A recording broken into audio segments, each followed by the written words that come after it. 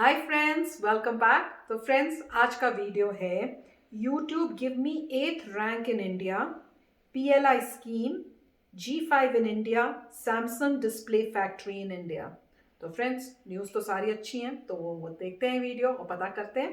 तो वीडियो शुरू करने से पहले अगर आप चैनल पर नए हो और आपने अभी तक सब्सक्राइब नहीं किया है तो सबसे पहले जल्दी से सब्सक्राइब के बटन और बेल आइकन को क्लिक कर लो ताकि आपको हमारे सारे न्यू वीडियोस जैसे हम अपलोड करें उसका नोटिफिकेशन आपको मिल जाए। और अगर वीडियो पसंद आए तो करना लाइक एंड शेयर करना ये वीडियो अपने फ्रेंड्स और फैमिली के साथ। तो चलो फ्रेंड्स, शुरू करते हैं आज का ये वीडियो। जय हिंद। देखिए, भारत सरकार की जो PLI स्कीम था वो किस तरह चीनी जो स्मार्टफोन कंपनियां हैं या फिर जो इलेक्ट्रॉनिक कंपनियां उसकी कमर तोड़ दी, इसको समझिए ध्यान से। सरकार ने कुछ दिन पहले अपनी एक स्कीम लाई थी जिसका नाम था PLI स्कीम। इसका फुल फॉर्म होता है production link incentive scheme. Production link incentive का मतलब होता है इन्होंने इस कंपनियों को लाया था, किस सेक्टर में इन्होंने मेनली इस कंपनियों को लाया था, तो वो इलेक्ट्रॉनिक सेक्टर में लेके आए थे। ये मेनली इलेक्ट्रॉनिक सेक्टर में लाने वाली कंपनियों के लिए लाया गया था और कहा गया था कि अगर कोई भी इलेक्ट्रॉनिक कंपनी भारत में आती है और वो प्रोडक्शन करती है तो जितना ज़्यादा उसको प्रोडक्शन दिया जाएगा सरकार उसको बगल से कुछ पैसे यानी इंसेंटिव्स देगी। अब आप कहेंगे कि सर ये तो सरकार की बेवकूफ़ी है, क्योंकि अगर कंपनियां आ जाती हैं और वो प्रोडक्शन करती हैं तो जितना ज़्यादा प्रोडक्शन करेगी सरकार उतना ज़्यादा देगी यहाँ पे, तो फिर सरकार को फ़ायदा क्यों हुआ? भैया फ़ायदा होता है, सरकार बेवकूफ़ नहीं बैठती है, उसके पास एक से एक IAS अधिकारी दिमाग देने वाले बैठे हैं सब। आप देखिए, अगर कंपनी आती है तो कई तरह के टैक्स देंगे, वो पहले GST देंगे, बाद में इनकम टैक्स दे देंगे, ज़्यादा कमाएंगे तो सेस दे देंगे, वहाँ पे बहुत सारी चीज़ें लगेंगी। उसके अलावे वो कितना रोजगार देंगे, हमसे बिजली को खरीदेंगे, हर चीज़ करेंगे ना, तो बहुत ज़्यादा फायदा। एक तरह से अगर देखिएगा तो 100% उनसे अगर लिया जाएगा तो उसका 20 से 25% ही इंसेंटिव में जाएगा उनको, तो बहुत अच्छा स्कीम है। तो शुरुआत में जब ये गवर्नमेंट की थी तो बहुत ज़्यादा इसका रिजल्ट देखने को नहीं मिला था, लेकिन आज 2 से ढाई महीने बाद इसके बहुत अच्छे रिजल्ट देखने को मिल रहे हैं। आप अगर देखेंगे तो इस सेक्टर में जो अगर खास करके 5G सेक्टर में, तो 5G सेक्टर जो होता है वो काफ़ी कॉम्प्लिकेटेड हो जाए। 3G और 4G की तरह उसके कन्वेंशन टावर नहीं होते हैं सब, वो एकदम नई टेक्नोलॉजी पे आती है 5G टेक्नोलॉजी। और 5G के इंस्ट्रूमेंट्स इतने महंगे होते हैं और वो टेक्नोलॉजी भारत में थी नहीं।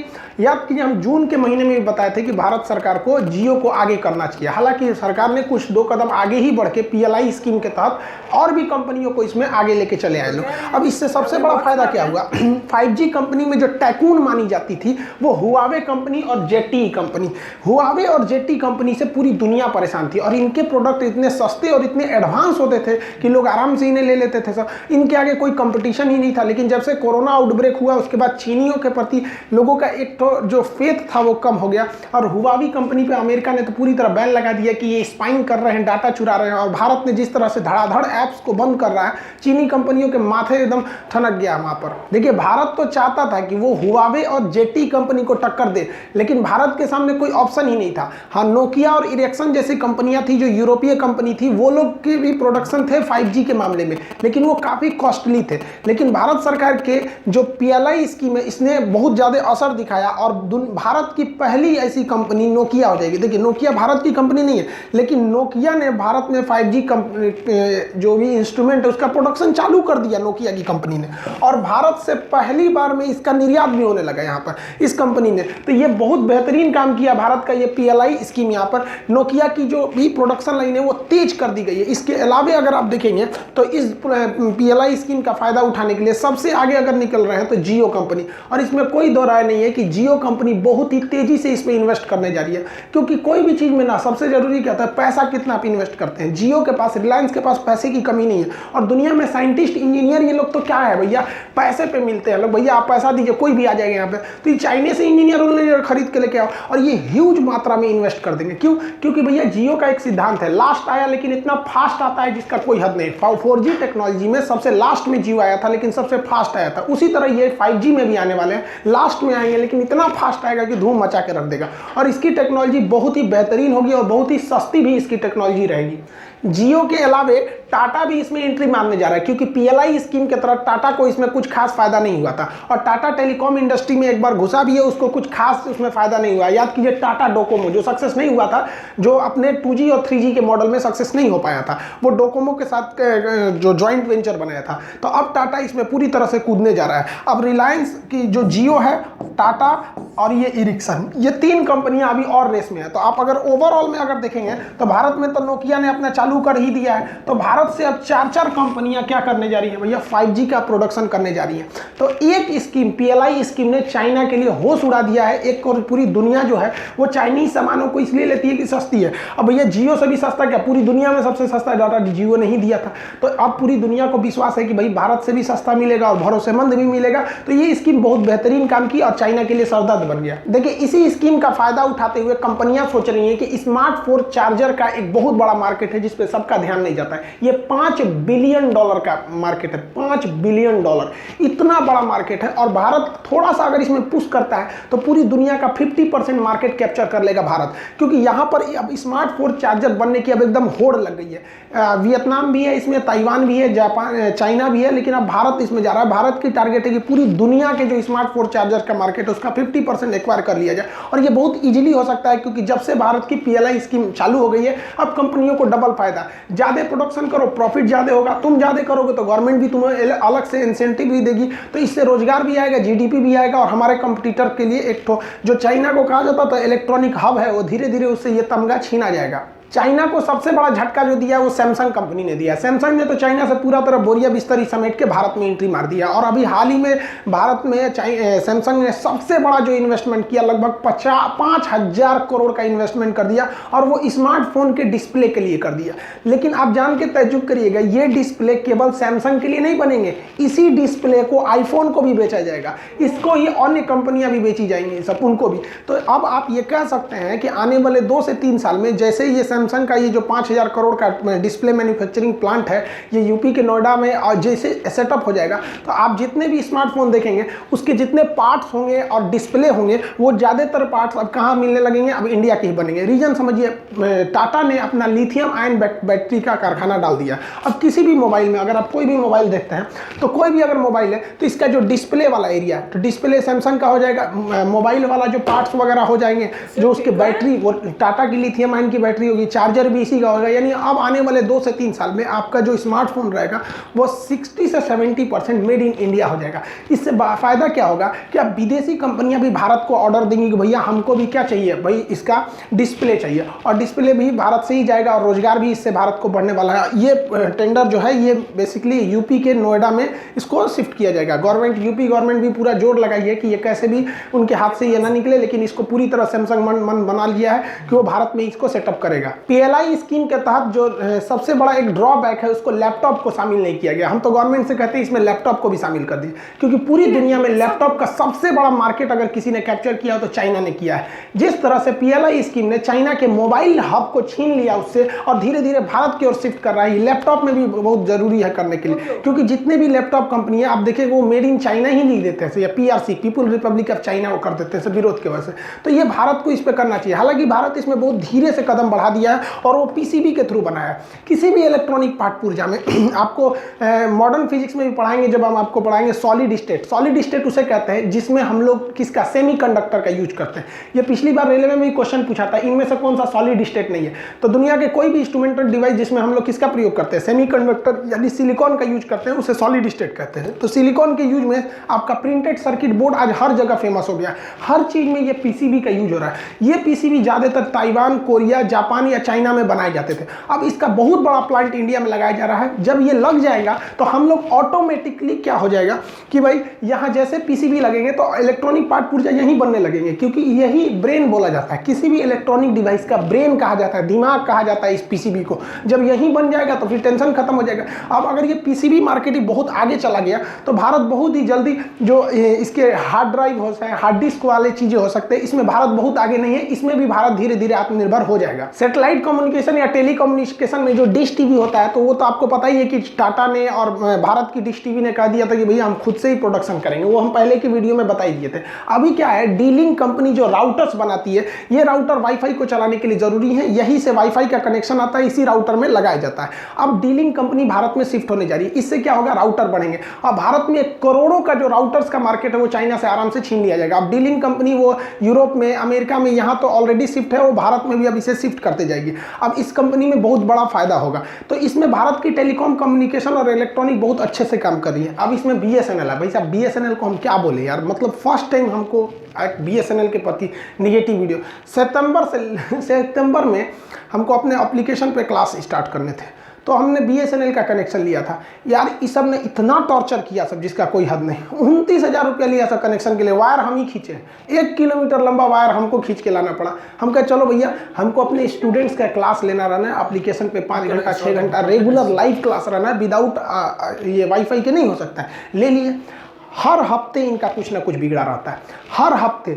आज 3 महीना टॉलरेट करने के बाद अब डिस्टर्ब हो गया, क्योंकि एग्जाम आ गए हैं दिसंबर में। 28 दिसंबर को NTPC ने दिया हो अपना शेड्यूल कि भैया यहाँ से हम लेना चालू कर लेंगे। वो अलग बात है कि बहुत लंबा एग्जाम का शेड्यूल चलेगा, लेकिन इन लोग का भैया हर हफ्ते कभी कुछ होगा कभी कुछ होगा। या तो फिर कॉल करिए तो आधा आदमी कॉल नहीं उठाता है, कॉल उठाएगा तो क्या करेगा, सर बिगड़ गया है, लखनऊ से बिगड़ा है, कभी नोएडा से बिगड़ा है, कभी गोरखपुर से बिगड़ा है, कभी बिहार का 4 जिला बिगड़ जाएगा। पिछले 2 दिन से इन लोग के 40 जिला में से ये वो मतलब लगभग 30 से 40 जिला में वाईफाई का कनेक्शन छोड़ दिया। सोचो क्लास कहाँ से ले, 1 हफ्ता आप लोग के लिए वीडियो भी नहीं आ पाया था, कहाँ से अपलोड करेंगे। लोग परेशान करके रख दिया सर। ज़्यादा कंप्लेन करेंगे ना तो एक तो वीडियो भेज देगा, सर देखिए ऐसे तार कट गया था, नीचे से खोद रहे थे, 2 दिन लगेगा। अरे यार तुम लोग को 2 दिन लगेगा, यहाँ पे वाईफाई का कनेक्शन टूट गया, रात 2 बजे जैसे भी लगा के खुदवा दो ना। रात 2 बजे किसी को वाईफाई का काम नहीं रहता है। जो आदमी वाईफाई लिया है तुमको समझ में नहीं आता है कि काम के लिए लिया होगा, इसे शौक के लिए गेम खेलने के लिए वाईफाई लेगा कोई। दिमाग खराब करके रख दिया सब ये सब BSNL वाला सब। तो कभी कभी अजीब ऐसा लगने लगता है ना कि मोदी जी ठीक है करते हैं, ससुरों को प्राइवेट कर देते हैं। बहुत मन पे चढ़ गया इन सब, क्या बोले इन सब को समझ में आता है। कनेक्शन क्या है, FTTH करके इन लोग का एक कनेक्शन है जो इधर ले आ गया है। यहाँ पर दिमाग खराब कर दिया इन सबों ने, कुछ खास रिस्पॉन्स नहीं। SDO को कॉल करो तो फोन नहीं उठाता है। भाई पागल है हम लोग। इनका कनेक्शन का नाम क्या देख लीजिए, दिखाते हैं FTTH 816E इनका कनेक्शन है। भाई दिमाग खराब करके रख दिया सब इन कनेक्शन वालों ने। खैर चलिए, हम कहते हैं कि भाई BSNL वाले आप इतना टॉर्चर मत कीजिए कि आपके लिए एक वीडियो बनाना पड़े, क्योंकि लड़के परेशान होते हैं सर। हर हफ्ते इनका एक मैसेज आएगा, आज लिंक फेल है, आज ये फेल है। हमको एप्लीकेशन पे क्लास डिस्टर्ब हो जाता है। लड़कों को लगता है कि सर क्लास में, अरे भाई सर को क्या प्रॉब्लम, हमको पढ़ाने में कुछ जाता है, यहाँ पे कुछ नहीं जाता है पढ़ाने के लिए, है कि नहीं। यहाँ पे अब पढ़ाने में कुछ जाता है तो भाई साहब गूगल YouTube इंडिया ने हमको 8वां रैंक दिया। बहुत बड़ा खुशखबरी मेरे लिए, और आप सबका सपोर्ट, आप सब लोग को धन्यवाद कहते हैं। आप लोग का जो इतना लगाव रहा इस चैनल से कि आप लोगों ने इस चैनल को 2020 का 8वां रैंक दे दिया। आप देखिए इसमें अगर आप ध्यान दीजिएगा यहाँ पर, तो ये YouTube इंडिया ने कल ट्वीट किया था।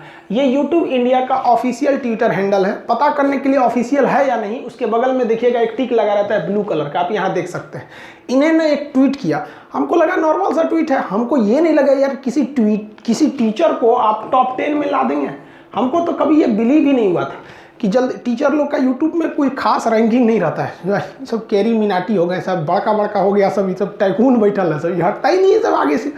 तो हमको लगा कि नॉर्मल सा ट्वीट होगा। उसने क्या लिखा था, they kept our spirit ups and they are rising up and up, meet the top breakout creators of 2020। यहाँ पर इसमें मेरी रैंकिंग 8 नंबर थी। ये ट्विटर इंडिया का, आपका YouTube इंडिया का ऑफिशियल ट्विटर अकाउंट है, आप इसे जाके सर्च भी कर सकते हैं, बहुत से लोगों ने देखा होगा।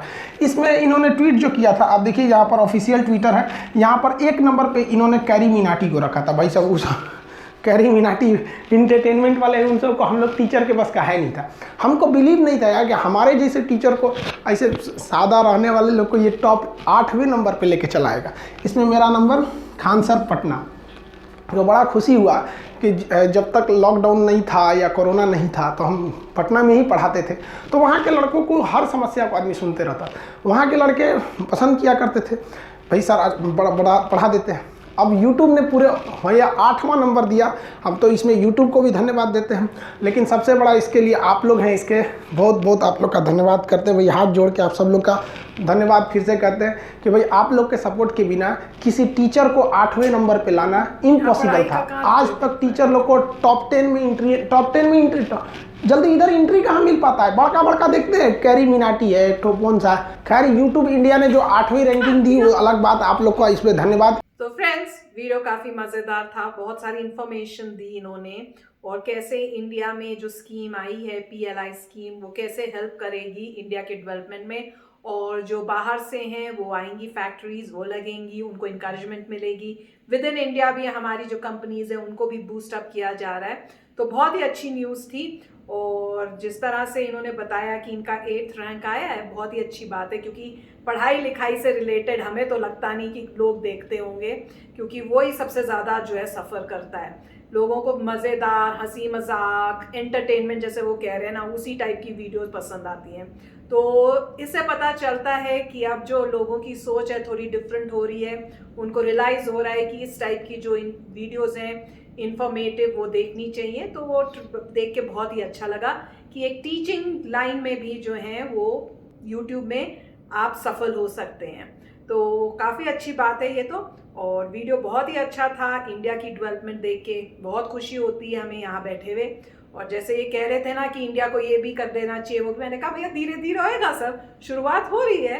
और अब वो कह रहे थे ना मोदी जी को, तब गुस्से में मुझे भी लगता है कि इनको प्राइवेटाइजेशन कर देना चाहिए, क्योंकि मुझे याद है एक वीडियो में ये बड़े वो थे कि ऐसे क्यों कर रहे हैं, वो कर रहे हैं। तो मैं कह रही थी भैया कोई वजह होगी मोदी जी की करने की, वो ऐसे ही नहीं कर रहे हैं। तो वही दिख रहा है कि जो चीज़ प्राइवेट हो रही है उसमें आपको अच्छी क्वालिटी मिल रही है कस्टमर्स के लिए। जैसे हम लोग हैं जो यूज़ करते हैं उनको अच्छी सर्विस मिलती है। तो उसी वजह से गवर्नमेंट, अगर आप कर रहे हो गवर्नमेंट के थ्रू कोई है, तो वो जो है वो ढीले होते हैं काम में। अगर वही चीज़ आप प्राइवेट सेक्टर को दे दो तो देखो कितना अच्छा आपको रिस्पॉन्स मिलेगा, आपको कितनी अच्छी क्वालिटी मिलेगी। तो वीडियो बड़ा अच्छा था। राइट, काफ़ी अच्छा वीडियो था। और जैसे बात कर रहे हैं 5G की, तो यूएसए में भी जब आप 5G तो छोड़िए, अगर सिंपल आप वाईफाई के राउटर भी लेते थे तो एक समय पे यूएस में काफ़ी हुआवे के और ZTE के आने लग गए थे। और फिर यूएस गवर्नमेंट ने ऑफ कोर्स ये फाइंड आउट किया था कि हुआवे जो है शेयर करता है अपनी इंफॉर्मेशन मिलिट्री के साथ। तो उसके बाद जो है काफ़ी मतलब उन्होंने बैन कर दिया था हुआवे को। और ZTE का तो ज़्यादा कुछ नहीं किया मेरे ख्याल से, मगर हुआवे पे मेन फोकस था, क्योंकि वो नेशनल सिक्योरिटी की बात थी यूएस के सामने। उस वक्त जो है हुआवे जो था काफ़ी आगे था 5G टेक्नोलॉजी में। और जो नोकिया की बात करें, नोकिया एरिक्सन जो हैं, नॉर्मली वो अराउंड 6 महीने पीछे चल रहे थे टेक्नोलॉजी में। तो ये कहा जाता था कि अभी जो चीज़ हुआवे दे रहा है ये नोकिया देगा 6 महीने के बाद या 1 साल बाद, मतलब 1 साल पीछे टेक्नोलॉजी थी। तो मतलब वो खुद ही पीछे चल रहे थे। तो यूएस को था कि अगर हुआवे अभी चाइना में जाता है तो यूएस में इसका मतलब 1 साल या 6 महीने बाद 5G आएगा। तो काफ़ी मतलब मीडिया में थू इस टाइप से हुई थी कि आप बोलते हैं अमेरिका है और आप बोल रहे हैं कि चाइना में पहले 5G आएगा और यहाँ पे आएगा 6 महीने बाद और 1 साल बाद। तो कौन बंदा मॉनिटर नहीं कर रहा, आपने गलती हो कैसे गई ये वो। तो काफ़ी कंट्रोवर्सी हुई। तो ऑफकोर्स उन्होंने 5G किया, उसके तुरंत बाद में पता नहीं इन्होंने क्या किया, मगर यूएस में भी 5G आ गया। तो 6 महीने से 1 साल नहीं लगा। जो भी कुछ ऊपर से हुआ मुझे पता नहीं, मगर जैसे ही हुआ भी हटा इमीडिएटली कहीं और से नेटवर्क के साथ 5G आ गया और ये कंफर्म कर दिया कि कोई भी हुआवे का नेटवर्क नहीं यूज़ कर रहा, मगर आ गया। और लाइटर नोट पे जैसे कह रहे थे कि मतलब लाइटर नोट की बात दोबारा करूंगा, मगर ये जो जियो की बात कर रहे थे कि जियो बहुत इफेक्टिव है, वो बहुत अच्छी बात है। मगर जो ये कह रहे थे कि जियो लास्ट आता है बट फास्ट आता है, ये मुझे समझ नहीं आया। क्योंकि अगर आप मान लीजिए रेस कर रहे हैं और उस रेस में से जो बच्चा लास्ट खत्म होता है वो फास्ट कैसे आ सकता है? अगर फास्ट आता तो फर्स्ट होता, राइट? मेरे ख्याल से उनका मतलब ये होगा लास्ट आता है पर कमाल करता है, मतलब सस्ता दे देता होगा बहुत। तो मतलब ये है कि फास्ट नहीं बोलना। मतलब लास्ट आता है मगर फास्ट आता है, इसका मतलब ये होगा कि लास्ट आता है मतलब और दुनिया भर ने 5G दे दिया, मगर वो लेट आएगा 5G। मगर वो जो है मतलब जब अनाउंस करेगा कि हमारे वो अगले दिन ही आ जाएगा, या फिर वो बोलेंगे कि रोल आउट फास्ट होगा, कि वो बोलेंगे अच्छा ऐसा है कि हम जो है 5G लेके आ रहे हैं और उसके बाद इनका जबरदस्त रोल आउट होगा और सबके पास जाएगा और बहुत ही सस्ता होगा। मेरे ख्याल से यही इनका पॉइंट था कि डेटा बहुत। मगर मेरे को यहाँ पे थोड़ा मजा लग रहा था कि ये मतलब रेस जैसे हो रही है कि बच्चा भैया लास्ट में आता मगर फास्ट है, बड़ा फास्ट। तो मैं सोचा अगर ये फास्ट है तो ये फर्स्ट क्यों नहीं आ रहा, ये लास्ट क्यों आ रहा है? नहीं, मैं पता है किसमें मेरे को हंसी लगाई थी, वो कह रहे थे तार खींच के लानी पड़ी मुझे। हाँ। तो मैंने कहा तार खींच के मतलब वो गए वहां सड़क से जितनी भी दूर था अपनी खींच के लाए। नहीं मेरे को क्योंकि मैं ये BSNL वगैरह को जानता हूँ, अब अपने मतलब ज़िंदगी में जब मैं पहले इंडिया में था तो मैंने बहुत कुछ किया। तो BSNL का पॉइंट ये है कि उन्होंने इनसे डील की होगी, देखिए हमारा यहाँ पे तार जाएगी, एंड ऑफ स्टोरी। आप यहाँ बैठे हुए हैं, यहाँ तक हम तार नहीं लेके आएंगे, या तो आप पैसा दे दो, मेरे को पैसा दे दो तो हम आपके लिए यहाँ से यहाँ ले जाएंगे। मतलब आप अपना अरेंजमेंट करो वहां से यहाँ लाने का। तो इनको इन्वेस्ट करना पड़ा होगा, तार का पैसा लाना पड़ा होगा, वो तार लगवानी पड़ेगी। बिल्कुल। तो तार लगवाने की जगह उन्होंने ये कहा कि मैंने तार खींच के लाया। हाँ, और ये कहने का तरीका, हाँ बिल्कुल, यहाँ पर भी ऐसा ही है कि जब मैं कह सकता हूँ कि अर्ली 1900s में जब मुझे भी एक फास्ट नेटवर्क चाहिए था, उस समय मोडेम्स होते थे, मोडेम, वो पी टक टक टू टू जो टेलीफोन से चलते हैं। तो मैंने उसे, जहाँ पे हम रहते थे, मैंने कहा भैया मुझे फास्ट चाहिए, मोडेम बहुत स्लो है, मुझे फास्ट चाहिए।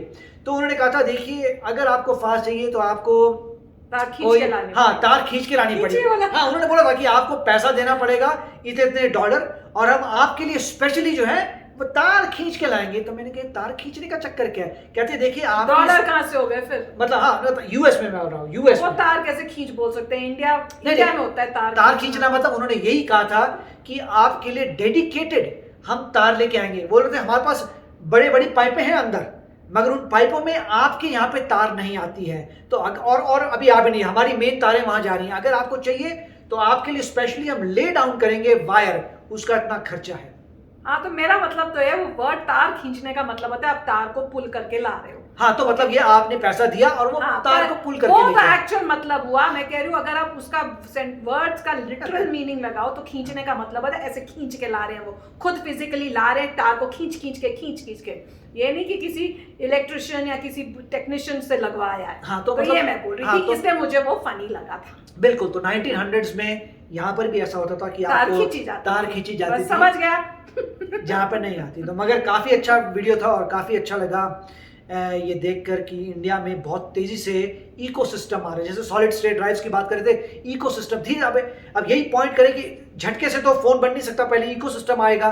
तो वही इकोसिस्टम आ रहा है, पहले डिस्प्ले आ रहा है, उसके बैटरीज आ रही हैं, फिर और कंपोनेंट्स आएंगे, इवेंचुअली मैक्सिमम फिर इंडिया से ही बनेगा। तो very good news. Yes friends, तो मजा आ गया। तो चलो फ्रेंड्स चलते हैं, मिलेंगे नेक्स्ट वीडियो में बहुत ही जल्द। Till then take care and bye bye. तो अगर आप मेरे इस चैनल पे नए हो तो जल्दी से सब्सक्राइब के बटन को हिट करो और बेल आइकन को क्लिक करो, ताकि आपको मेरा जब नया वीडियो मैं लगाऊं आपको उसके बारे में जल्दी से पता चल जाए।